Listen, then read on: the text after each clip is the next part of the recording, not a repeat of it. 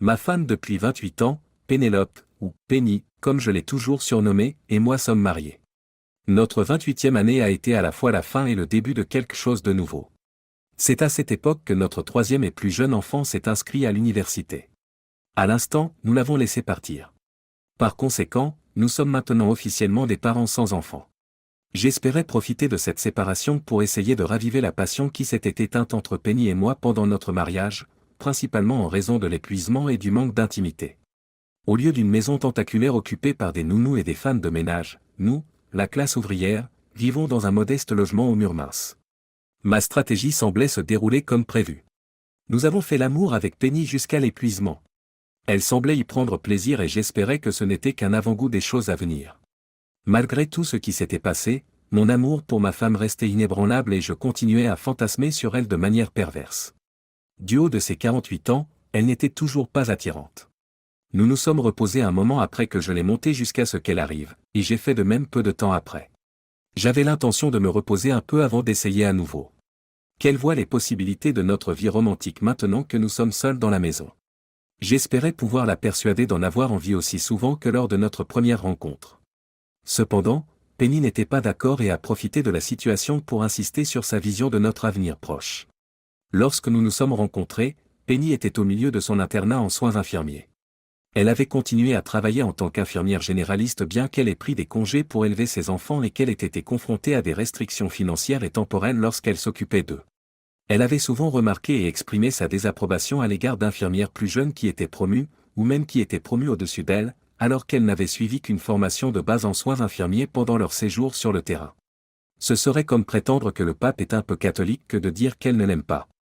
Elle m'a présenté ce qui semblait être une stratégie bien planifiée après des rapports sexuels fantastiques. Penny a déclaré que son lieu de travail, un hôpital, était confronté à une pénurie imminente et persistante d'infirmières pédiatriques. À l'issue d'un programme de formation rigoureux de 6 mois, Penny serait bien placée pour rester dans le même hôpital. Dans 2 ans, l'infirmière en chef du même service dans le 2e hôpital de la ville partira à la retraite et Penny sera l'une des candidates au poste qui se libérera. Penny serait ainsi bien placée pour succéder à l'actuelle matrone de son hôpital lorsqu'elle partira à la retraite dans 5 ans. Penny visait ce grand prix. Nous espérions prendre une retraite confortable à 60 ans, et elle s'était renseignée et avait découvert qu'elle pourrait être payée pendant les 6 mois de formation, ce qui ne pèserait pas sur mes maigres revenus. Devant la détermination retrouvée de Penny, je n'ai pu m'empêcher d'être impressionné. La revoir était une expérience à la fois exaltante et terrifiante. La capacité de ma femme à me choquer ne m'avait pas échappé. Et aussi de m'effrayer. J'avais l'impression d'avoir beaucoup travaillé sur ce sujet, et je ne comprenais pas pourquoi je n'en apprenais l'existence que maintenant. Je ne comprends pas pourquoi elle ne s'est pas confiée à moi. Elle avait besoin d'aide? Pourquoi m'avait-elle caché toutes ses intentions, ses désirs et ses objectifs? Vous vous souvenez que je l'avais constamment poussée à bout? Même si je commençais à ressentir un certain malaise, je continuais à soutenir son rêve. Jusqu'à ce que la cause de son hésitation soit révélée. Penny ne pouvait suivre le cours que dans un autre état, à 1 heure de route et $250 de billets d'avion. 6 mois. C'est long, peine. Il n'y a rien de plus proche? Est-ce qu'ils proposent un cours en ligne? Non, ils ne le font pas et ce n'est pas si long. Cela passera vite. En temps de guerre, les couples le faisaient tout le temps. Ils ont passé des années avec seulement des lettres pour les soutenir. Et nous pouvons sûrement nous permettre que tu prennes l'avion 1 fois par mois. Je me suis tu pendant que je passais mentalement en revue les réponses et les questions possibles. Penny m'a réprimandé avant que je ne puisse protester ou poser d'autres questions, en disant « Bon sang, Mike, ne sois pas si chauvin. » Cela m'a mis mal à l'aise, je ne m'étais jamais considéré comme un chauvin. Pas question, ni avec elle, ni avec nos filles. Son cri est passé inaperçu tant j'étais en colère. S'il s'agissait de toi et de ta carrière, le monde entier s'attendrait à ce que je te soutienne et t'encourage, mais parce que je suis une femme, tu prétends que je suis égoïste parce que je veux que tu me soutiennes dans mon rêve. Est-il égoïste? À quand remonte la dernière fois que j'ai eu l'occasion de porter une telle accusation? Avant cela, j'avais rarement eu l'occasion de parler. Je me forçais à rester calme en prenant une longue inspiration. La colère ne servirait à rien pour aucun d'entre nous. Pen, je ne suis pas égoïste et je ne t'accuse pas de l'être. J'essaie juste de me faire une idée de tout cela. Tu as manifestement beaucoup réfléchi pendant une longue période, alors que je n'ai eu que 10 minutes pour le faire. Instantanément, Penny adopte une expression de repentir.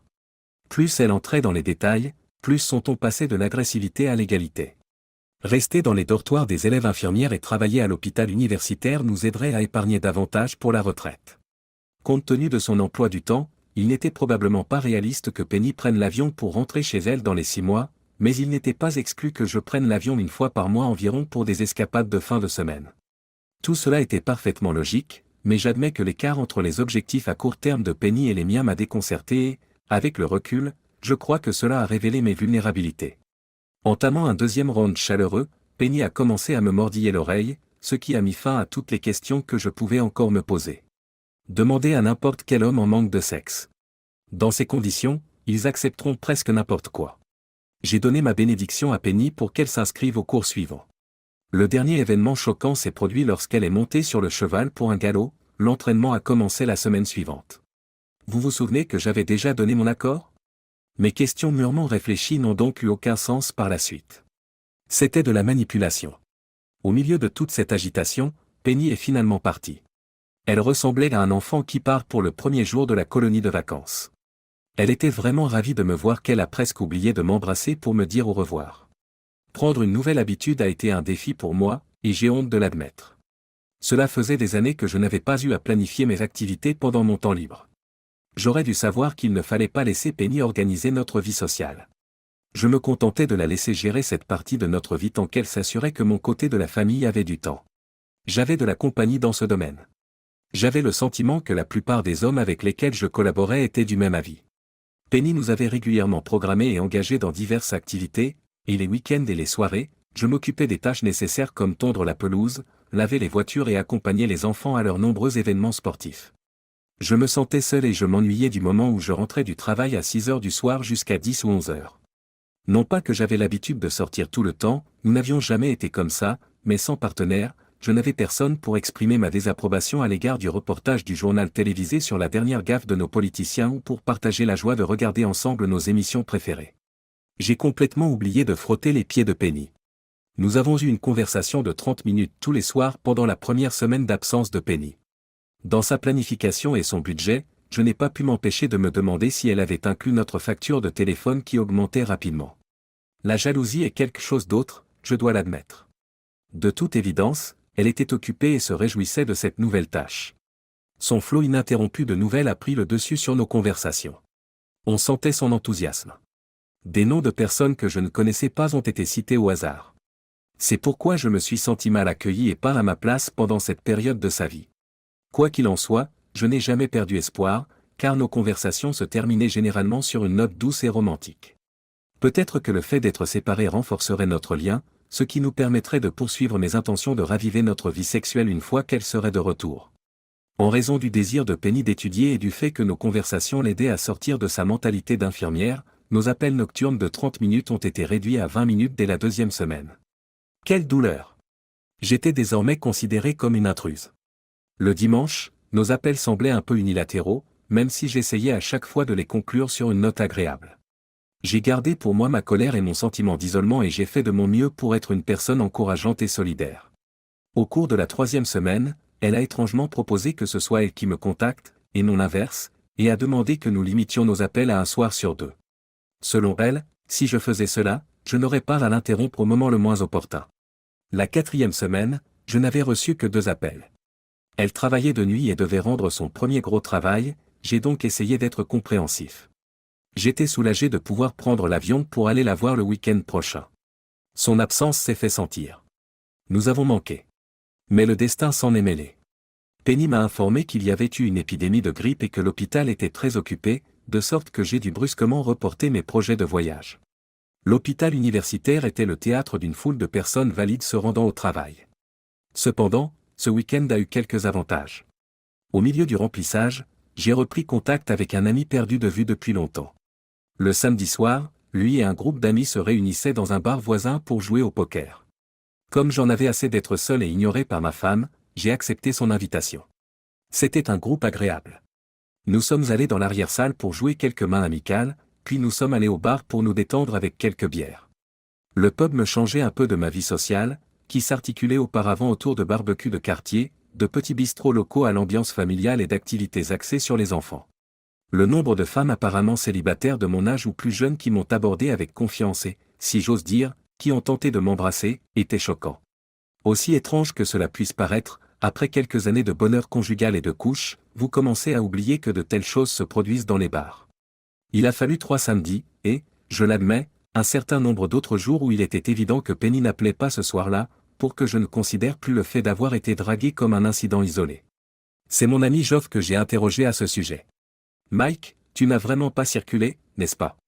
Tu n'as pas remarqué qu'à notre âge, les femmes célibataires sont déjà beaucoup plus nombreuses que les hommes célibataires. Ce que tu vois, ce sont les veuves, celles qui se sont fait larguer pour un mannequin plus jeune, celles qui ont reçu un coup de pied de la part d'une personne d'âge moyen qui triche. Mais pourquoi moi? Bon sang, Mike. Tu es marié depuis si longtemps que ta confiance en tant qu'homme est intrinsèquement liée à ce que ta femme pense et dit. Regarde-toi dans le miroir, puis regarde autour de toi. Tu es plus beau que la plupart des gens et, grâce à ton travail physique, tu es encore mince et musclé. Tu n'as pas de femme à tes côtés et tu n'es pas à la maison avec des enfants. Mon pote, si tu enlevais ton alliance, tu te ferais sauter en moins de 2 heures sans avoir utilisé une seule ligne de chat ou acheté ne serait-ce qu'un seul verre. Autour de moi, j'ai perçu l'expression de plus d'une personne affamée. Mon regard a été croisé par Geoff. Je ne cherche pas à tromper Penny, Geoff. Je comprends, mais pour les besoins de l'argumentation, imaginons que tu sois célibataire.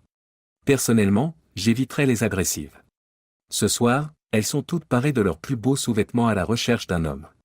Je suis désolé de vous le dire, mais je pense que la moitié d'entre elles sont mariées et à la recherche d'une relation occasionnelle. Pour être honnête, c'est probablement la même chose pour la moitié des hommes ici présents. Jeff désigne une table où une femme d'une quarantaine d'années est assise avec 5 copains, et elle a l'air déprimée.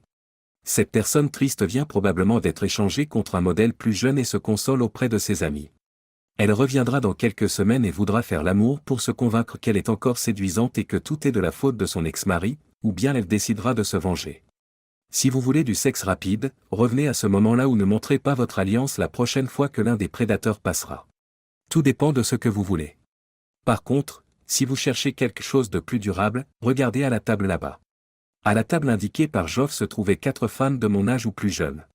Toutes souriantes et rieuses, elles s'amusent. 2 d'entre elles semblaient porter des alliances, tandis que les 2 autres en étaient visiblement dépourvues. 3 d'entre elles ont jeté un coup d'œil dans la salle pendant que nous regardions. C'est là que je chercherais si j'étais célibataire. Il s'agit d'une bande d'amis du travail qui veulent passer du bon temps ensemble. 2 sont mariées, mais l'une d'entre elles ne se laisse pas arrêter. Les 2 autres sont célibataires mais pas désespérées. Elles pourraient profiter d'une occasion, mais ne la chercheront pas.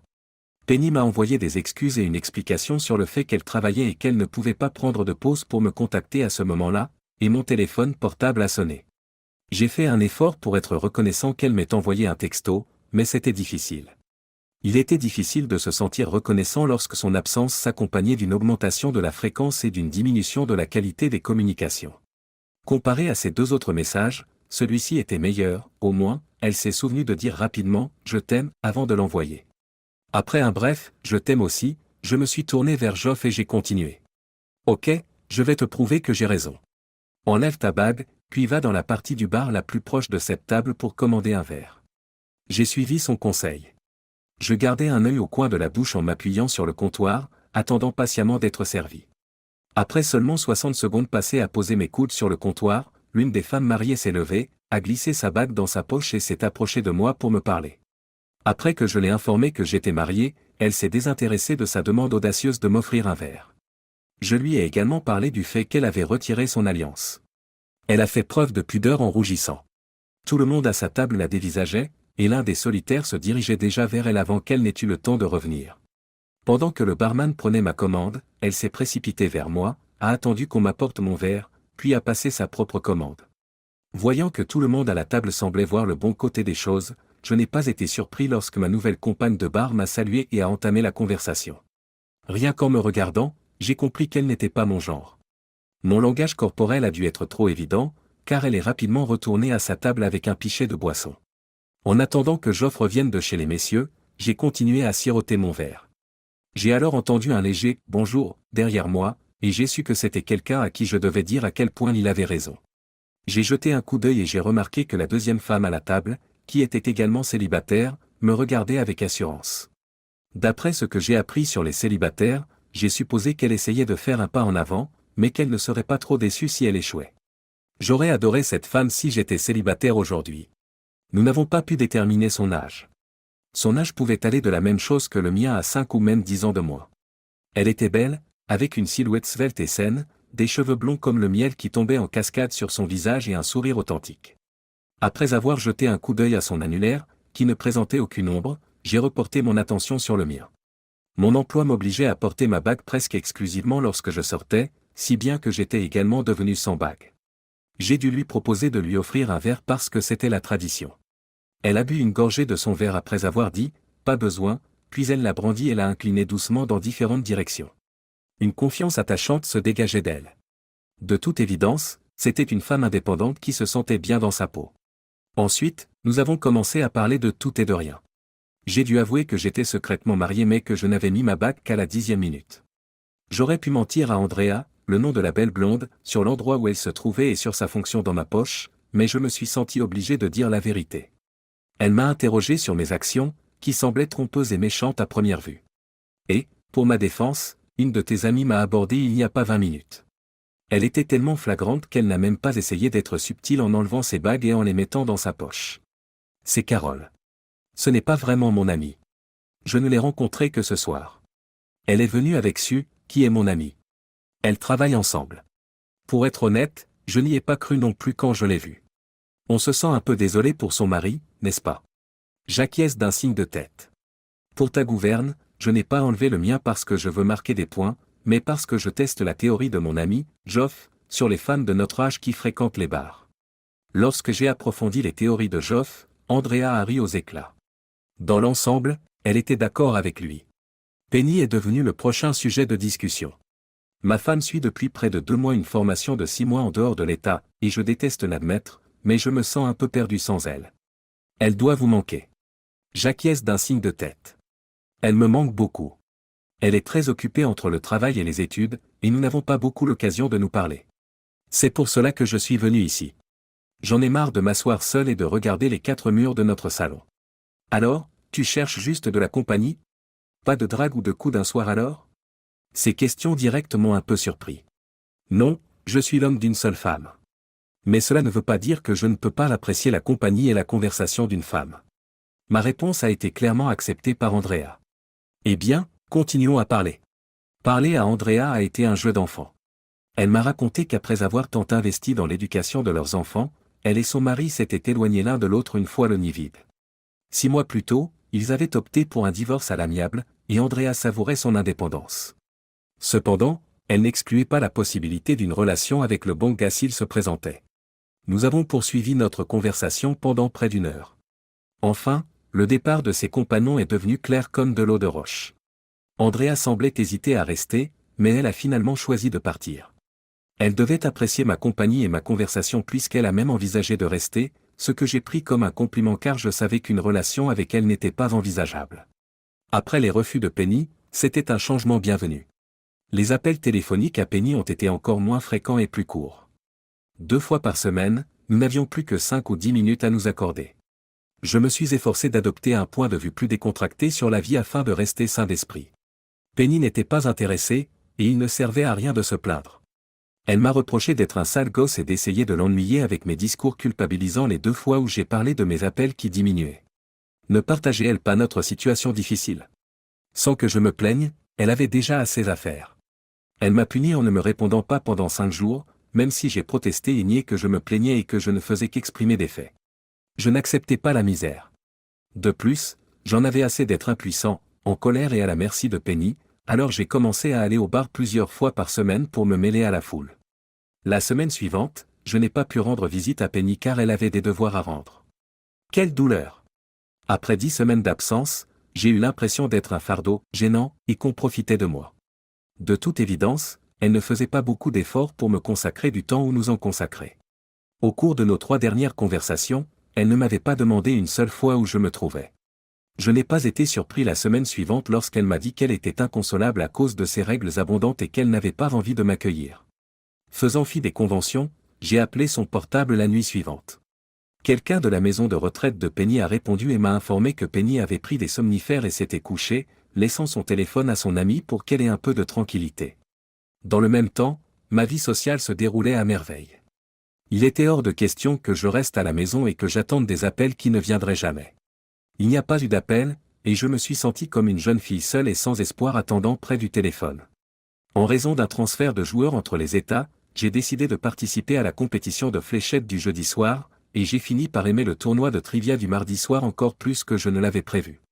Tout en informant les femmes célibataires que j'étais marié et que je ne cherchais pas à les tromper, j'ai rencontré de nouvelles personnes fascinantes des deux sexes. Lorsque j'étais là avec mes amis, je rencontrais souvent Andrea, qui était toujours prête à discuter. Une personne en particulier a attiré son attention, et elle a fini par révéler qu'elle voulait poursuivre une relation avec lui. Cependant, il a disparu après seulement 2 semaines. Son histoire est la suivante, il est passé à autre chose parce qu'elle a refusé ses avances en matière de relations sexuelles. Il n'avait pas réussi le test du sérieux, et cela lui convenait. J'ai apprécié qu'Andrea s'abstienne de donner son avis sur Penny ou son comportement, et que nous évitions d'aborder le sujet de notre relation. Le mépris total avec lequel ma femme me traitait me mettait très en colère. Nous avons continué à nous téléphoner brièvement et rarement, même si nous ne nous étions pas vus depuis 14 semaines. Pire encore, lorsque nous communiquions, j'avais toujours l'impression de prendre trop de son temps. Certes, elle était occupée. Avait-elle vraiment besoin de me mettre en veilleuse et de me traiter comme une paire de chaussures usées juste parce qu'elle avait relevé le défi de jongler entre le travail et l'école ? Le fait d'avoir de brèves conversations et d'échanger des textos tous les jours serait-il vraiment préjudiciable à la réalisation de son objectif ? Plus nous passions de temps ensemble, plus mes sentiments à l'égard d'Andrea se renforçaient. Amicale et accueillante, elle mettait tout le monde à l'aise. Hilarante et astucieuse. Lorsqu'elle m'a demandé si je pouvais lui être utile, j'étais d'accord. Le fait de me sentir utile en était la conséquence. J'avais l'habitude d'attendre son signal chaque fois qu'elle allait voir un nouveau gars au bar ou qu'elle était contactée par lui. Je m'approchais, l'embrassais sur la joue et lui donnais l'impression que nous avions une relation si elle essayait de s'échapper mais n'était pas intéressée. J'engageais la conversation avec Andrea pendant qu'il quittait le bar. J'étais anxieux de voir à quel point j'attendais notre conversation avec impatience. Ses compétences verbales étaient inégalées. Nous avons eu une conversation. Nous ne flirtions pas, sauf si vous considérez que nous nous disputions sur la question de savoir si le soda est meilleur, Pepsi ou Coca-Cola. Rien ne semblait déplacé. Malgré tout, je ne pouvais pas nier qu'il serait décevant qu'elle ne soit pas là quand je sortais. J'ai été frappé comme une tonne de briques par la façon dont quelqu'un peut être persuadé d'avoir une liaison. Les vieilles plaintes selon lesquelles « ma femme ne me comprend pas » ou « ma femme me néglige » ont finalement pris tout leur sens. Je ne pense toujours pas que la tromperie soit acceptable dans certains cas, mais je me rends compte aujourd'hui à quel point il est facile de se laisser entraîner dans une aventure. La tentation était forte. Je n'aurais jamais imaginé me retrouver dans une telle situation, et ma volonté de lutter contre la tentation s'amenuisait de jour en jour. Je n'étais pas parfait, mais je m'étais suffisamment maîtrisé pour éviter de toucher Andrea d'une manière inappropriée pour un homme marié jusqu'à présent. Je n'étais pas sûr de mon niveau d'endurance face au rappel constant de l'insensibilité de Penny. Je me suis brièvement demandé si Penny vivait la même chose, mais j'ai rapidement chassé cette idée de mon esprit. Avec toutes ses responsabilités au travail et à l'école, elle n'avait guère le temps de penser à moi, et encore moins de céder aux avances d'un autre homme. Nous étions à peine à la moitié de son cours de formation que j'ai réalisé que je devais agir ou notre mariage se terminerait avant la fin des 6 mois et je devrais jouer le rôle du méchant, un rôle que je n'aurais jamais pensé pouvoir jouer. Au lieu d'attendre l'appel de Penny, j'ai décidé de l'appeler. « Bonjour, ma chérie. Je ne peux pas parler longtemps. » Lorsqu'elle a prononcé cette première phrase, j'ai dû réprimer ma colère. S'énerver ne mène nulle part. Je sais. On dirait que tu es toujours occupé, mais j'ai besoin que tu prennes le temps ce soir. Je serai bref. Je me suis encore plus énervé en entendant son soupir d'impatience. Penny, je vais aller droit au but. Tu n'as plus de temps à me consacrer. Les appels se font de plus en plus rares et même lorsque nous nous parlons, tu me traites comme si j'étais une contrainte. Tu ne tiens pas compte de mes sentiments et de mes besoins. C'est comme si tu avais oublié qu'il y avait 2 personnes dans notre mariage. Oui, je suis là pour t'aimer, te soutenir et t'encourager, mais je mérite aussi un peu de temps et de considération. J'aurais été déçu si mes commentaires l'avaient touché. Jésus-Christ, Mike. Qu'est-ce que tu es ? 2. J'ai passé ma vie d'adulte à faire passer ma famille en premier. Maintenant, c'est mon tour. Tu donnes l'impression que je n'ai pas fait passer notre famille en premier aussi, Penny. Comme si je n'avais pas fait de sacrifices et de compromis pour ma famille aussi. J'ai renoncé à autant de choses. Je t'ai fait passer, toi et les enfants, en premier, dans tous les domaines. Dis-moi, puisque tu en as parlé, quand est-ce que j'ai eu mon tour, parce que je crois que je l'ai manqué. Je suppose que j'étais trop occupé à travailler pour le remarquer. Moi aussi, s'exclame Penny avec une raillerie. Comment oses-tu insinuer que je ne l'ai pas fait, espèce de fils de pute ignorant? Pendant les 60 secondes qui ont suivi, j'ai bloqué ses paroles parce que je voulais désespérément éviter de me souvenir de l'horrible vitriol qu'elle me lançait. Elle s'est essoufflée, alors j'ai recommencé. Penny, notre mariage a des problèmes. Tu ne le vois pas?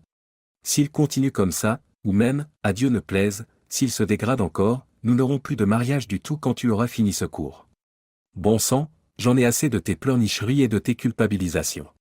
Grandis.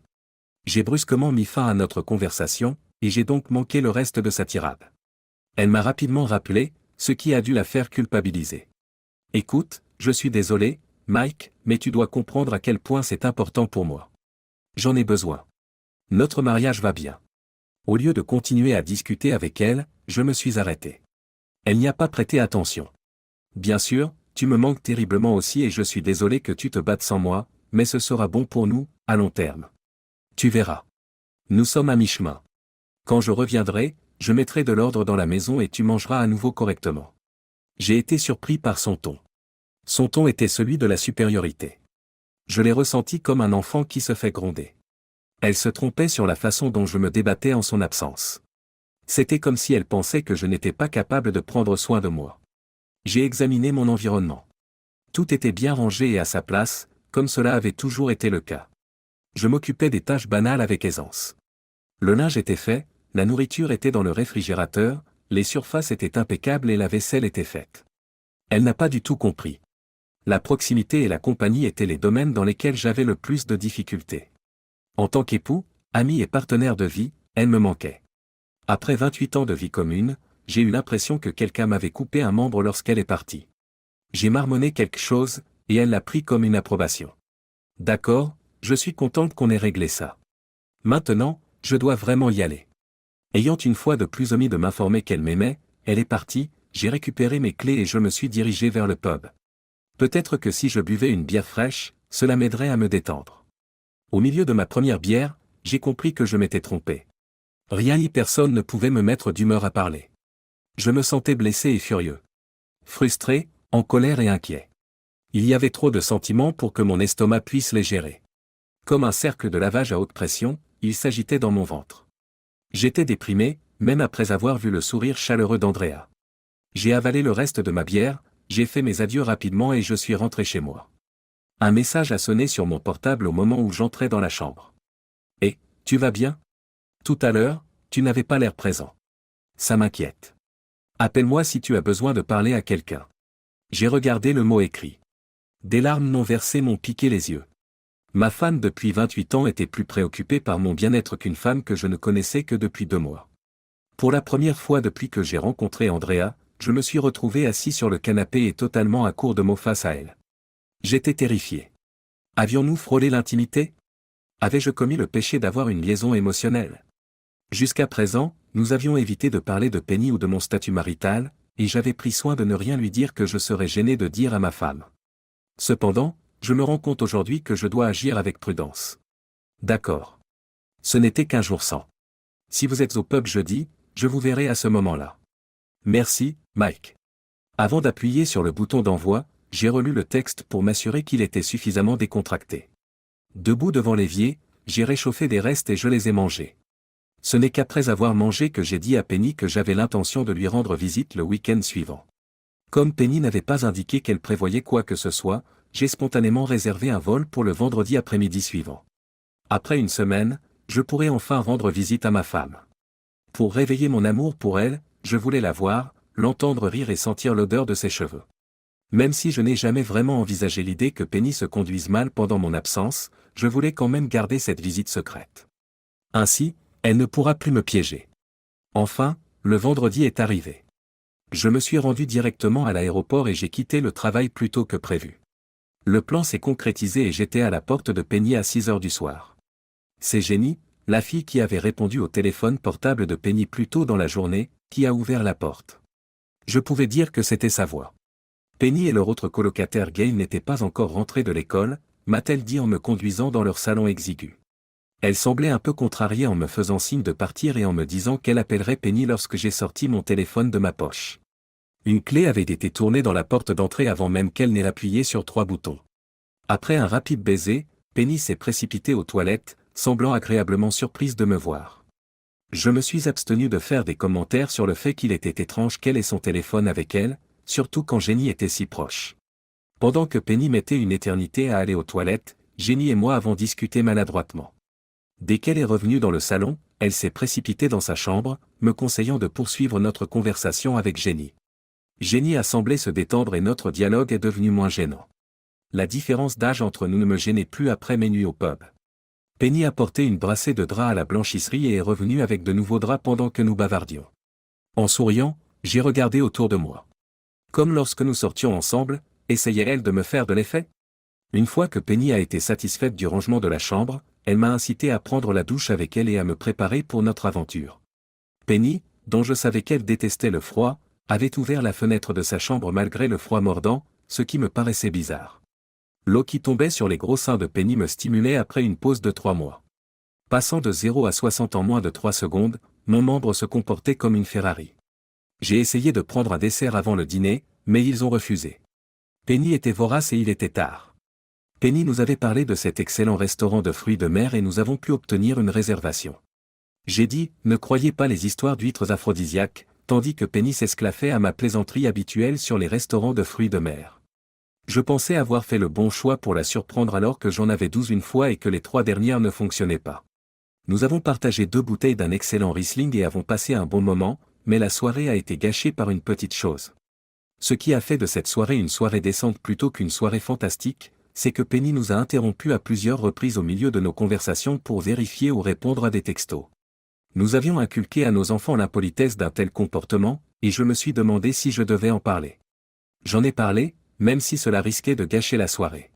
Oh, ma chérie, tu sais que je ne ferai pas ce genre de choses en temps normal, mais je suis l'un des étudiants les plus âgés ici et certains des plus jeunes se tournent vers moi pour être guidés. Je ne serai pas longue. C'est ce qu'elle a répondu à un énième SMS. Elle avait 2 devoirs à rendre pour le week-end et voulait savoir combien de temps je comptais rester pendant que nous mangions notre saumon et que nous échangions des textos. J'ai fait de mon mieux pour garder mon sang-froid face à sa demande. Elle avait déjà réservé mon vol de retour avant même que je n'atterrisse. Même si j'avais envie d'être seul avec Penny, j'ai savouré notre dîner ensemble comme si nous étions de jeunes mariés, se faisant la cour avec le soin et l'attention qui conviennent à un jeune mariage. Nous sommes donc retournés chez Penny, main dans la main, cette pâtée de maison plus tard, à 11h. Penny m'a dit que la voiture de Gail était la 2e dans l'allée. J'ai découvert que Gail terminait généralement son travail de serveuse à temps partiel vers 10h du matin, ce qui l'aidait à payer ses cours. Nous sommes entrés dans un appartement sombre et vide, éclairé par la seule lampe du couloir. Après la douche, le dîner et le vin, j'étais excité au plus haut point. La parade nuptiale avait fait son temps. Après avoir entraîné ma femme dans sa chambre, je l'ai jetée sur le lit. La tentation de l'agresser physiquement était forte après 15 semaines d'abstinence. D'habitude, c'est ainsi que j'aurais géré la situation, mais cette nuit-là a été différente. Tout au long de la soirée, la question était restée à la périphérie de ma conscience. Nous semblions être tombés dans un monde inconnu. Les plaisanteries à l'heure du dîner et les courses semblaient un peu plus forcées qu'il y a 4 mois, comme si nous n'avions pas autant de choses en commun. La précipitation suggère la familiarité. Je me sentais comme au début de notre relation, pressé de plaire et de faire bonne impression. J'ai défait les sous-vêtements de Penny pendant qu'elle défaisait son haut, alors qu'elle était allongée sur le lit, épuisée et légèrement ivre. Elle s'est légèrement empêtrée, ce qui m'a donné l'occasion de me déshabiller rapidement. Je me suis glissé vers le haut, me préparant à mordre, et j'ai fait passer une de ses chevilles par-dessus chaque épaule. Penny a fait semblant de résister, bizarrement, puis m'a crié de passer aux choses sérieuses. Cela ne lui était jamais arrivé auparavant. Je l'ai un peu réchauffée avec mes caresses, elle s'est finalement détendue et a commencé à s'amuser, et j'ai acquiescé silencieusement. On dit qu'il n'y a qu'une différence moléculaire entre l'enfer et le paradis. C'est vrai. Un dernier coup impatient sur la fine porte intérieure de la chambre a précédé ma perte totale de contrôle. J'ai besoin de dormir. 3 nuits d'affilée? Penny. Jake. Pour l'amour de Dieu. Hurla une voix féminine inconnue. L'effet fut le même que si quelqu'un avait versé de l'eau froide sur mes parties intimes. Tout est devenu très clair. Le changement brusque de linge de lit, la chatte rasée, le manque de familiarité entre nous, la diminution des appels téléphoniques, le rejet de mes invitations répétées à me rendre visite et la diminution des appels téléphoniques en général. Elle a même passé un moment gênant seule dans les toilettes à son arrivée à la maison, pour découvrir que j'y étais déjà. L'idée qu'elle était assise sur les toilettes, soufflant sur son partenaire alors qu'elle lui annonçait son changement de programme est plausible. Était-elle vraiment en train d'envoyer un SMS à cet homme pendant tout le temps où nous étions au restaurant? Mon impuissance s'est estompée. Des pâtes trop cuites auraient été plus rigides que mon membre. Elle l'a lâché, et quand je me suis démêlé, il a giflé ma cuisse avec humidité. Quand j'ai croisé son regard, j'ai vu de l'effroi pur.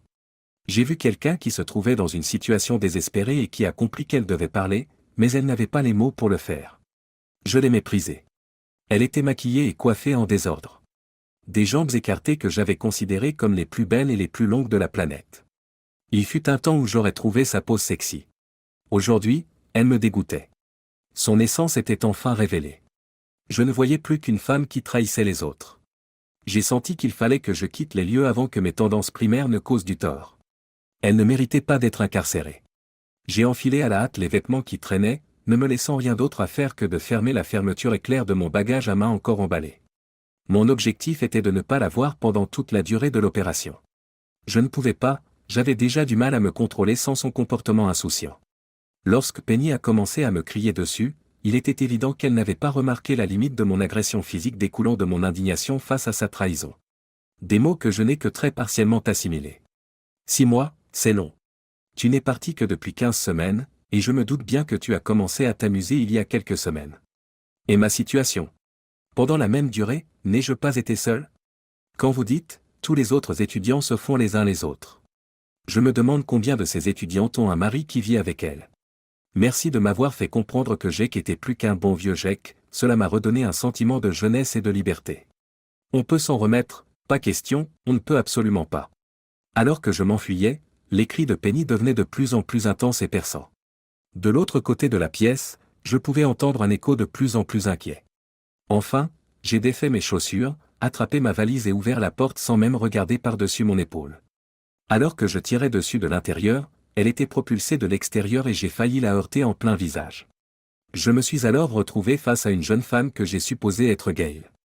Jenny, qui avait également l'air endormie, était visible par-dessus son épaule. Le temps que je dépasse les colocataires confus et que je me dirige vers la porte d'entrée, quelqu'un avait crié « Qui es-tu » En sortant en trombe, j'ai lancé par-dessus mon épaule les mots « l'ex-mari de Penny », en insistant sur les « et j'ai disparu dans l'obscurité ». J'avais beaucoup à faire, prendre l'avion, voir un avocat, mettre fin à un mariage, raconter à mes proches ma triste histoire, soigner un cœur blessé et faire la connaissance d'une élégante blonde dans un bar. Chapitre 2. Lorsque Mike a décroché le téléphone, j'ai été surprise car je pensais que, comme les 4 autres jours d'appel, il tomberait sur sa boîte vocale. Bonjour, Pénélope. Qu'est-ce qu'il y a? Je ne peux pas parler longtemps. J'ai essayé de l'appeler plusieurs fois et j'ai préparé un million de choses différentes à dire, mais quand j'ai fini par le joindre, je n'ai pas pu prononcer un mot. C'est sa voix qui l'a exprimé. Cela m'a choqué. Ni la colère, ni le désarroi, comme je l'avais prévu, ne décrivaient la situation. Le niveau d'indifférence était inattendu. Neutre. Comme si nous nous connaissions à peine. Son grognement de frustration a résonné dans le silence qui a suivi. J'avais peur qu'il mette fin à l'appel tant il était bruyant.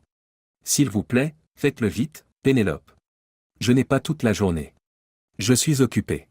Ce soir, c'est la soirée trivia. Pourquoi ne pas faire une soirée trivia? Comment diable cela pourrait-il occuper son temps? Comment pouvait-il faire passer cela avant notre mariage?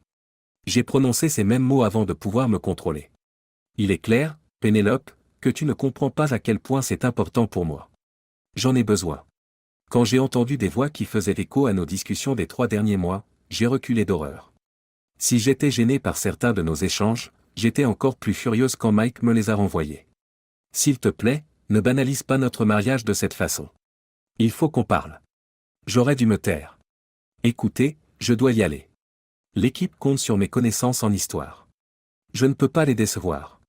On se parle plus tard. Mike venait de me raccrocher au nez, et je regardais mon téléphone avec incrédulité, comme si l'écran fabriquait en quelque sorte la réalité. Le vin que j'avais bu pour calmer mon anxiété avant l'appel avait tourné au vinaigre et laissé un arrière-goût désagréable dans ma bouche. Ma décision de rester au lieu de prendre un vol immédiat pour rentrer chez moi était une erreur, et je m'en inquiétais. C'était une erreur de ma part de laisser Mike se calmer. Si cela avait été nécessaire, je l'aurais poursuivi alors qu'il était déshabillé. Comment aurais-je pu résister? Je me suis jugé.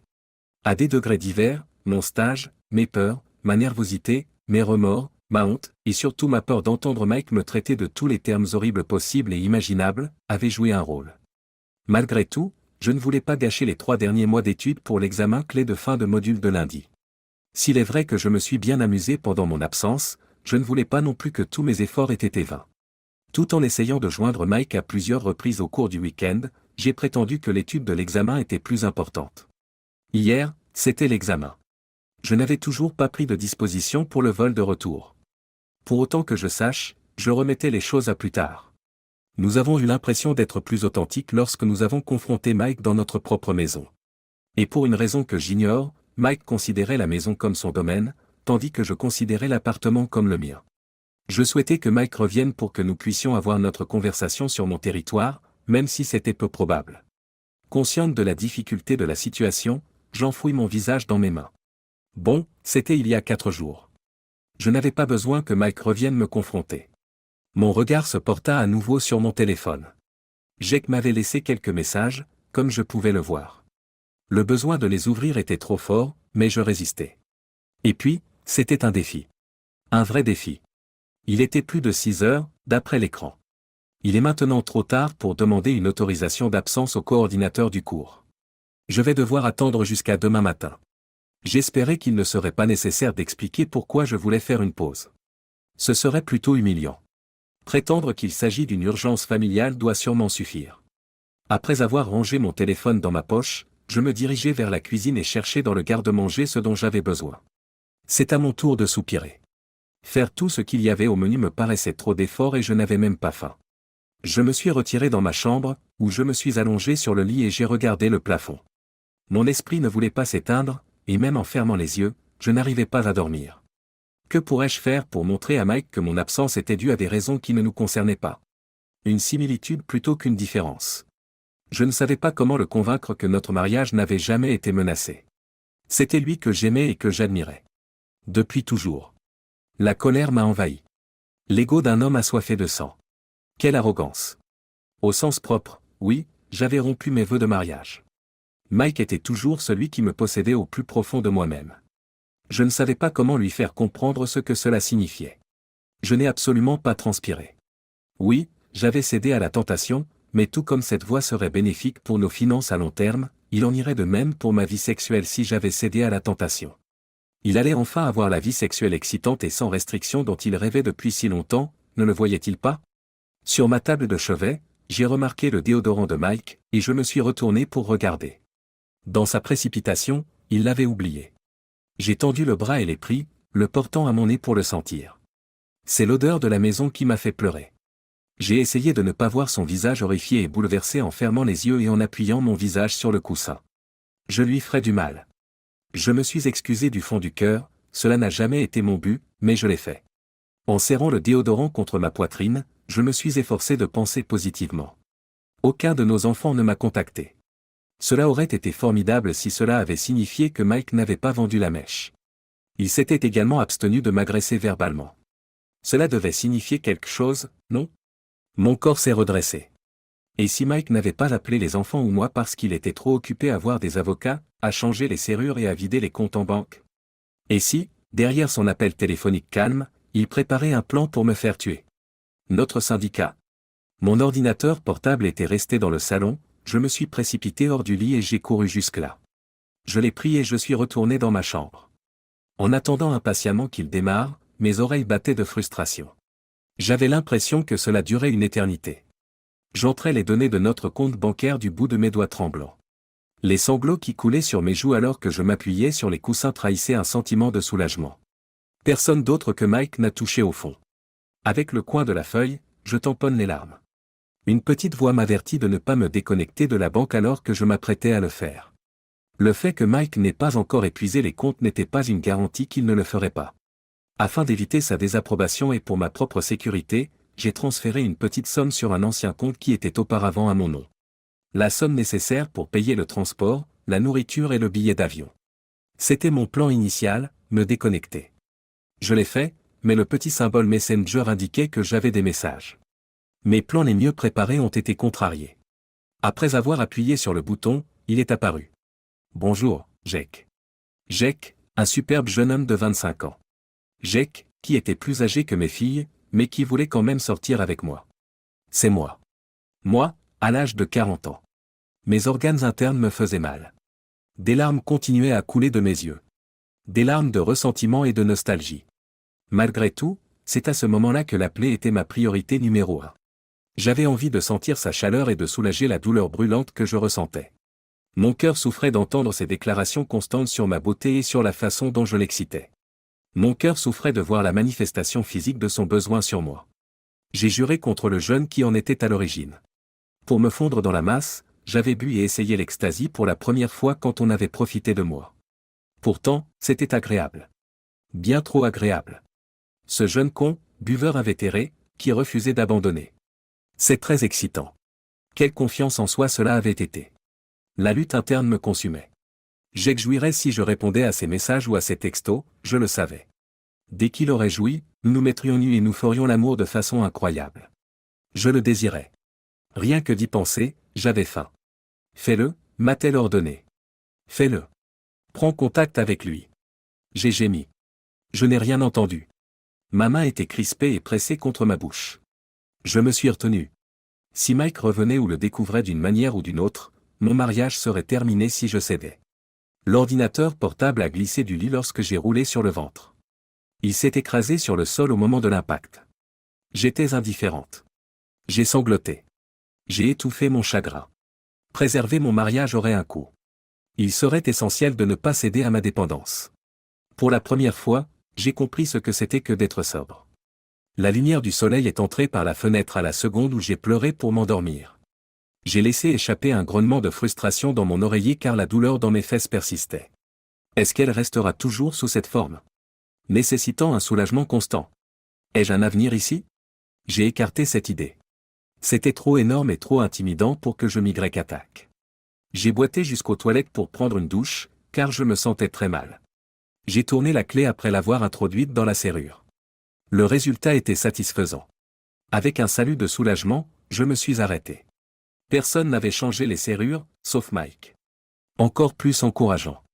Même s'il avait eu tout le temps de préparer les papiers du divorce, on était jeudi, nos enfants n'avaient pas été informés, mes comptes bancaires étaient toujours intacts et mes clés étaient en état de marche. Pardonne-moi, Mike. Cela pouvait prendre du temps, mais il y arriverait. J'ai ressenti une bouffée d'amour. Mike représentait la vertu. Le summum. Il m'adorait. Nous pourrions continuer s'il trouvait le moyen de l'accepter. Mike découvrirait que j'ai connu le plaisir avec un autre homme, et je devrais y renoncer pour toujours. C'était le prix à payer. C'était un prix élevé, mais c'était de l'argent bien dépensé. Je m'étais préparé à voir une résidence chaotique lorsque j'ai ouvert la porte. Il y aurait eu un désastre majeur si Mike avait habité pendant 3 mois ou plus. Il s'avère que je me suis trompé. La maison était impeccable. Pas de désordre. En tout cas dans la pièce principale. Je me suis rendu dans la salle à manger et la cuisine. Elles étaient identiques. L'état est impeccable. En fait, il avait épousseté. C'est lui qui a nettoyé la maison pour mon retour? Ce serait également une évolution positive. Mais qui était-il? 6h30 plus tard, l'horloge sonne à midi. Il devait être en train de chercher son dîner après son retour du travail. Je m'approchai de la cuisinière, la paume de la main levée sur les brûleurs. Leur température était glaciale. J'ai regardé dans le réfrigérateur. Parmi son contenu, il y avait un plat de légumes et de poulet rôti enveloppé d'un film plastique. Avait-il mangé quelque chose de semblable au dîner? Contre toute attente, l'évier était vide. Les avait-il séchés et nettoyés? Ou bien avait-il décidé de dîner dans un bar? J'ai pensé à l'appeler ou à lui envoyer un SMS, mais je ne pensais pas qu'il réagirait après notre seule et unique discussion du mardi. Bien que je lui ai envoyé les détails du vol par SMS, il ne s'était toujours pas présenté à l'aéroport pour venir me chercher. J'ai versé de l'eau dans la bouilloire, prête à boire une tasse de thé bien chaude, une nécessité dans ma vie. Alors que j'attendais patiemment que l'eau bout, j'ai réfléchi aux signaux contradictoires que Mike m'envoyait. Il n'avait rien fait qui puisse me faire croire qu'il avait l'intention de dissoudre notre mariage, mais il ne m'avait pas non plus accueilli à l'aéroport et n'avait absolument pas tenu compte de mes messages et de mes textes. Essayait-il simplement de me punir sous le coup de l'émotion? Je me versai une tasse de thé et m'installai à table, comme je le fais toujours. J'observais la table et les sièges vacants qui l'entouraient. Sa surface lustrée avait accueilli d'innombrables festins familiaux. Le souvenir des conversations animées et des allers-retours ludiques m'a fait sourire. Même si nous n'avions pas beaucoup d'argent, nous étions heureux et amoureux. Ces souvenirs m'ont réconforté, car Mike s'en souvenait également, il avait un faible pour les enfants. Il ne veut pas qu'ils aient à choisir entre nous ou à partager leur temps entre nous. Le simple fait de penser à ces choses l'inciterait à me pardonner. Cependant, le mystère persistait. Où était-il passé? Je pris ma tasse de thé sur la table, montai les escaliers et me dirigeai dans le couloir vers ma chambre et celle de Mike. C'est très bien. Il était chez lui. Nous pouvions encore sentir une légère chaleur dans nos toilettes. La propreté me frappa une fois de plus. Même si Mike n'était pas un barbouilleur, je craignais qu'il n'agisse plus comme un type conventionnel et qu'il n'oublie de se débarrasser de ses affaires si je n'étais pas là. En retournant dans la salle à manger, je suis revenu avec une profonde contemplation. J'ai pris un siège en dégustant mon thé. Où était-il allé? Avait-il des projets? Je m'écroulais dans mon ventre. La faim me tenaille. Pour une raison que j'ignore, j'ai décidé de jeter un coup d'œil au réfrigérateur. Mike pensait-il vraiment que j'allais manger le repas de poulet? Dès que j'ai décollé le papier film, j'ai senti l'odeur. J'aime cette odeur. Pour moi, c'était le facteur décisif. En attendant le signal sonore du micro-ondes, j'y ai placé l'assiette et j'ai pris place à table. Je me sentais mal à l'aise car je ne pouvais pas dire où était mon mari. Je repassais en revue les 16 semaines de nos conversations. Comment Mike était-il censé passer le temps, au juste? C'était scandaleusement oubliable. J'ai jeté un nouveau coup d'œil à mon environnement. Il était clair qu'il ne passait pas ses soirées à la maison. Mon estomac se noua à cette idée. Mike n'était pas du genre à sortir avec les copains ou à passer un week-end à la pêche. C'était un père de famille avant tout. Y avait-il une différence pendant mon absence?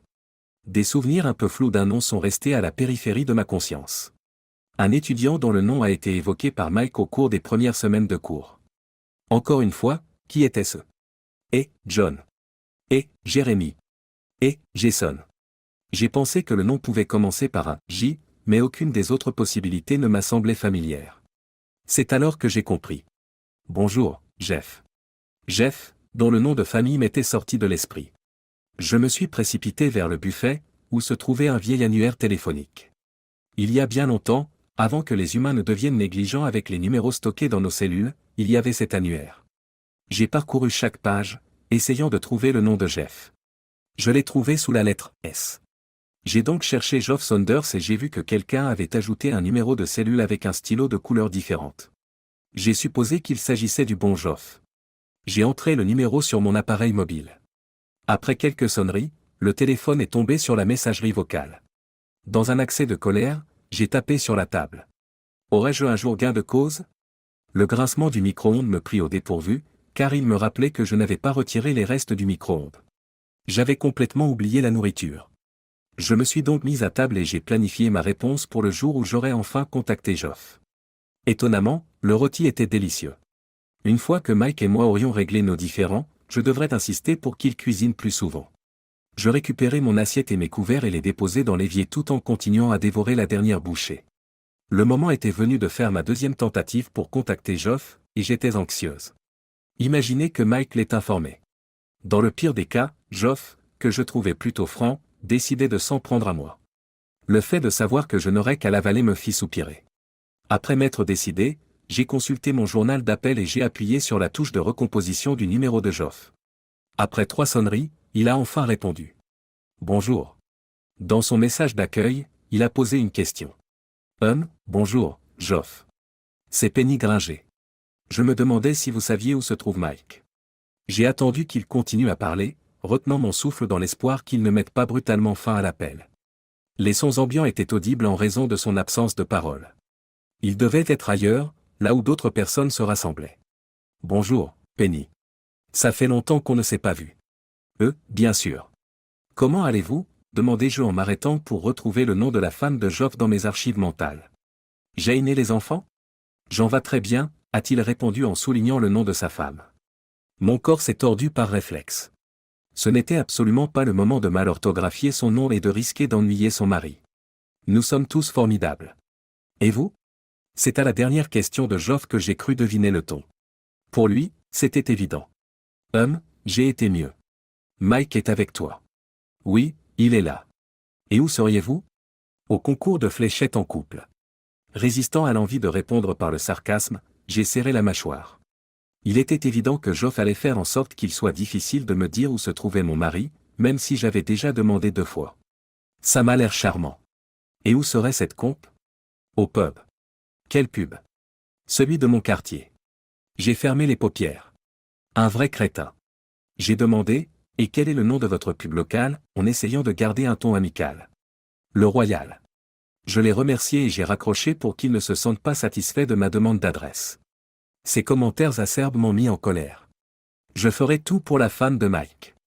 Nosferatu vulgari. Le Royal était le premier résultat qui apparaissait lorsque je lançais un navigateur web. Il s'avère que ce n'est pas le seul. Le Royal George, le Royal Oak et le Royal Arms étaient tous présents. Un trou moche. Après 10 autres minutes passées à consulter les sites web de tous les bars, j'ai finalement décidé que le Royal Oak était celui qui organisait le tournoi de fléchettes pour les couples. En arrivant à l'entrée, j'ai fait une brève pause pour m'assurer que mes cheveux et mon maquillage étaient encore présentables avant d'attraper mon sac à main. Ils ne l'étaient pas non plus. Tout en cherchant dans mes bagages ma trousse de maquillage et mon peigne, j'ai froncé les sourcils en regardant mon reflet. En 5 minutes, j'étais maquillée et prête à partir. J'ai jeté ma valise sur le siège passager de la Toyota, j'ai tourné la clé pour démarrer le moteur et j'ai entré l'adresse du Royal dans le GPS en attendant que la porte du garage s'ouvre. Je commençais à m'inquiéter et ma patience s'épuisait. J'étais donc soulagé de savoir que le trajet ne serait que de courte durée. Même s'il n'y avait pas beaucoup de places disponibles, j'étais contente de voir que le bar avait son propre parking. La compétition de fléchettes en couple doit avoir beaucoup d'adeptes. J'ai hésité à cette idée. Pourquoi Mike se trouvait-il à un concours de fléchettes pour couple? Sa seule raison d'être était-elle de soutenir Geoff et Jean? Malgré mon appréhension, je me dirigeai vers l'entrée. Le son me guida. Il me conduisit dans une salle où se trouvaient des tables. 2 jeux de fléchettes étaient placés contre le mur le plus éloigné, et des matchs étaient déjà en cours. En observant la pièce, j'ai remarqué que Mike était positionné loin sur la gauche. Il regardait attentivement une cible de fléchettes. Une jolie blonde était assise à ses côtés. Elle n'était pas du tout intéressée par le jeu. Elle gardait un œil sur la porte d'entrée. Son regard intense était fixé sur moi. Cela se lisait sur son visage. Elle ne doutait de rien. J'ai senti un frisson remonter le long de ma colonne vertébrale. J'ai senti qu'il imprégnait mon visage. Je l'ai vu serrer délicatement le bras de Mike. Il s'est retourné pour me faire face. Quoi que j'attende, douleur, angoisse, colère, l'expression de quelqu'un qui a souffert de nombreuses nuits agitées, je n'ai pas été déçu. Il a gardé son apparence habituelle. Je crois que c'est la principale raison pour laquelle je suis resté immobile. Il a retenu toute mon attention et je n'ai pas pu détourner le regard. Du coin de l'œil, je voyais la blonde lui serrer à nouveau le bras. Lorsque je vis Mike poser sa main sur la sienne et la masser de façon réconfortante, mon cœur se serra. Ce geste trahissait un air de réconfort. L'amitié était le thème. Des inquiétudes à soulever. Mike est parti ensuite. Éclipsé par de larges épaules. Je me suis senti envahi par la présence de cet homme. J'ai reculé un peu. Ce n'est que lorsqu'il a parlé que je l'ai reconnu. « Bonjour, Penny. »« Ah, Geoff. »« Bonjour, » ai-je dit en tâtonnant. « Je suis venu chercher Mike. »« J'ai compris. Et je voudrais vous remercier. »« Est-ce qu'il va bien ? » Je veux dire, je sais qu'il a dû être bouleversé après, après être revenu de sa visite. J'espère que cela ne vous a pas trop gêné, Jean et vous. Il va bien. Bien, très bien même. Cela m'a laissé perplexe, j'allais dire quelque chose comme « bien ». Très bien. Comment pourrait-il être bien après, mais je me suis arrêté. Après qu'il ait découvert que tu tournais en rond avec lui depuis 4 mois. Mes rougeurs sont devenues plus intenses. Elles semblaient s'enflammer. Qu'il soit coupable ou non, c'était impoli de sa part d'attirer l'attention sur mes transgressions. Je lui lançai un regard sauvage, souhaitant le réduire en poussière. Geoff s'est moqué de moi. Cela alimentait ma colère. Mes mains se sont crispées. Oui, mais ça ne te regarde pas. Je doute fort que Mike soit aussi génial que tu le dis. Nous sommes mariés depuis 28 ans et il m'aime. Je sais qu'il doit être dévasté. Il l'a juste caché pour ne pas vous mettre mal à l'aise. C'est un bon acteur alors. Oui, je me suis senti obligé d'acquiescer. Je voyais bien que Mike réussissait à donner l'impression d'être indifférent rien qu'en regardant par-dessus l'épaule de Geoff. Alors que Mike s'apprêtait à lancer sa première fléchette, la blonde et lui se tenaient inconsciemment devant l'une des tables de fléchettes. Il semble qu'il travaillait avec la blonde. C'était désagréable pour moi. Je n'étais pas du tout attiré. Même si j'étais accro à des garçons qui étaient assez jeunes pour être mes fils, je n'étais pas insensible à leur qualité. Ils étaient aussi aériens et sucrés que la meringue, délicieux dans leur saveur mais sans substance dans l'ensemble. Ils étaient aussi insubstantiels que le sucre. En revanche, Mike était comme un steak d'aloyau. Il était satisfaisant et il valait mieux le déguster lentement pour en profiter au maximum. J'étais gêné de demander « Qui est cette femme ?», mais je devais le faire car je voulais absolument savoir et je ne voulais pas risquer de paraître vulnérable. Avec un sourire, Geoff s'est tourné vers Mike et la blonde. « Oh, c'est Andrea. » Geoff se montrait encore une fois très agaçant en ne donnant aucune autre information et en se contentant de répondre à ma demande directe. J'espérais obtenir 2 réponses rapidement puisque j'ai demandé « Est-elle mariée et est-elle ici avec quelqu'un ?» Oui et non. Faire preuve de patience était déjà un défi pour moi, mais le fait d'être épuisée et anxieuse le rendait encore plus difficile. C'est-à-dire, oui elle est ici avec quelqu'un et non elle n'est pas mariée ? Oui. Mon estomac s'est retourné et j'ai eu envie de faire demi-tour sans prendre la peine de poser la prochaine question raisonnable. La probabilité que la réponse me déplaise était grande. Avec qui est-elle ici ? Mike. J'ai eu l'impression que quelqu'un m'avait frappé alors que je reculais en titubant, même si je m'étais préparé mentalement. Eh bien, il n'a pas perdu beaucoup de temps avec ça, ai-je lâché, l'angoisse prenant le dessus. Il a souri et s'est retourné vers Mike et la blonde avant de dire, au contraire, ses yeux me transperçant comme des lasers. Il a eu 4 mois pour s'habituer au célibat. Je suppose qu'il s'y est fait comme un canard à l'eau. Son sourire s'estompant, il m'a regardé à nouveau. Son ton était si vif qu'il m'a tranché. Mais toi aussi, tu l'as fait. Épilogue. Même si cela fait 8 ans que Mike a demandé le divorce, je me sens toujours coupable de ce que j'ai fait pour provoquer notre rupture. C'était une victoire en demi-teinte, mais j'ai pu me livrer à mon addiction une fois qu'il est devenu évident qu'une réconciliation n'était pas envisageable. J'ai rapidement appris que la consommation d'une quantité infinie de sucre conduisait à un manque de satisfaction et à la loi des rendements décroissants. Pendant 8 longues années, j'ai aspiré à l'illusoire premier coup de foudre. Mon échec aurait pu être évité si je l'avais su à l'époque. Le nombre d'aventures que j'ai eues et la rapidité avec laquelle elles se sont terminées sont des choses que je m'efforce d'ignorer. De plus, je préfère ne pas m'attarder sur les autres limites interdites que j'ai violées. J'étais une amoureuse timide qui avait peur que son mari la méprise si elle montrait des signes de trop grand plaisir. J'ai plus d'amants qu'il n'en faut, 2 fois plus. Mes enfants n'ont pas le droit de savoir ce que j'ai fait. Leur emprise sur moi est déjà assez précaire. Le désespoir m'envahit tandis que je passe en revue la salle à manger et la cuisine. Quand Mike n'est pas là, ces pièces sont désertes. Il faisait rire les gens et les aidait à se sentir mieux. Puis elles sont devenues silencieuses. Autrefois, ils faisaient partie intégrante d'une maison, mais aujourd'hui, ils ne sont plus que des meubles. Je suppose que je devrais me considérer comme chanceuse que Mike m'ait vendu sa moitié de la maison pour moins que ce qu'elle valait, surtout parce que je ne suis jamais retournée à l'école et que je suis toujours infirmière générale, mais il était difficile de se sentir chanceuse en connaissant la vérité sur ses motivations. Peu importe qu'elle ait de l'argent ou non, Andrea voulait quand même Mike. Leur tournée mondiale actuelle était une chose que je savais avec certitude. L'Angleterre, l'Italie, la Grèce et toutes ces îles. Leurs enfants et petits-enfants étaient tous invités à les rejoindre à Hawaï dans quelques semaines, et je le savais parce qu'ils avaient payé le billet d'avion de tout le monde. Pour moi, cela signifiait passer Noël seul. Encore une fois. J'ai regardé l'heure. Aller au travail était la prochaine étape logique. Je me suis dirigé vers l'entrée principale et j'ai pris mon sac à main. Me regarder dans le miroir était quelque chose que je faisais régulièrement. Mon corps se tordait par réflexe. Mon âge me rattrapait rapidement, j'avais 56 ans. Les jeunes hommes devenaient de plus en plus difficiles à dessiner. Les « jeunes » avaient commencé à faire leur âge.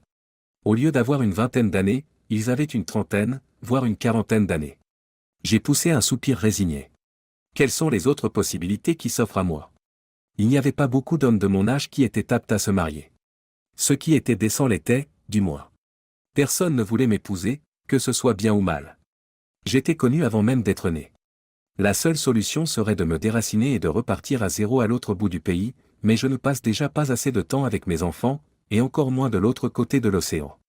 J'étais en train de changer des bassins et de mettre des thermomètres dans des culs pendant que Mike et sa satanée Andrea se détendaient probablement avec des métais.